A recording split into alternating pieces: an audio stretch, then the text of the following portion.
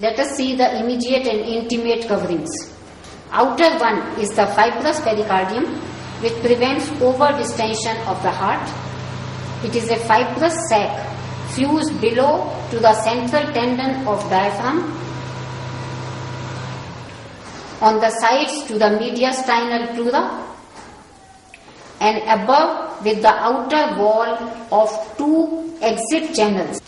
Covering the heart intimately is the visceral layer of serous pericardium. It is also known as epicardium because of its intimacy to the heart. The other layer of serous pericardium is the parietal layer, which is formed by folding at the upper border of heart.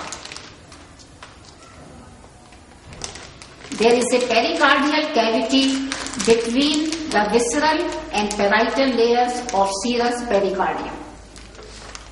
These can be seen, the pericardial cavity can be seen in this beautiful specimen.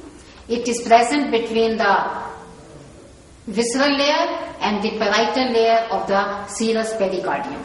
Normally, the pericardial fluid is minimal to lubricate the two adjoining layers. In some clinical conditions, the fluid may increase, leading to pericardial effusion, causing cardiac tamponade.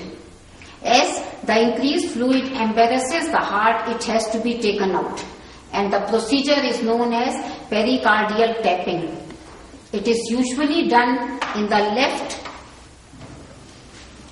fifth intercostal space, close to the lateral border of the sternum. It can also be tried from the left xiphicostal angle. The serous pericardium contains two enlarged spaces or sinuses, oblique sinus and the transverse sinus. The oblique sinus lies on the back of left atrium between the 6 entry channels, the inferior vena cava, below and to the right, and left pulmonary veins to the left.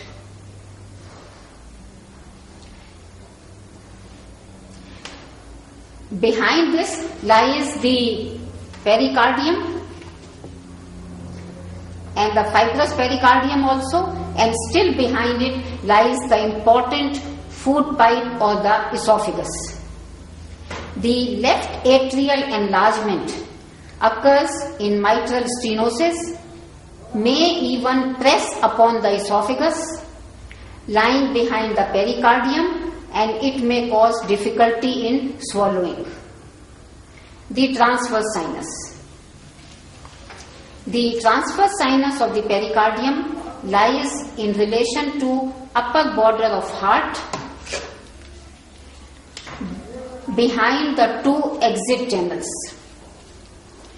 During cardiac surgery, a ligature is inserted into the transverse sinus to ligate the great vessels to control hemorrhage.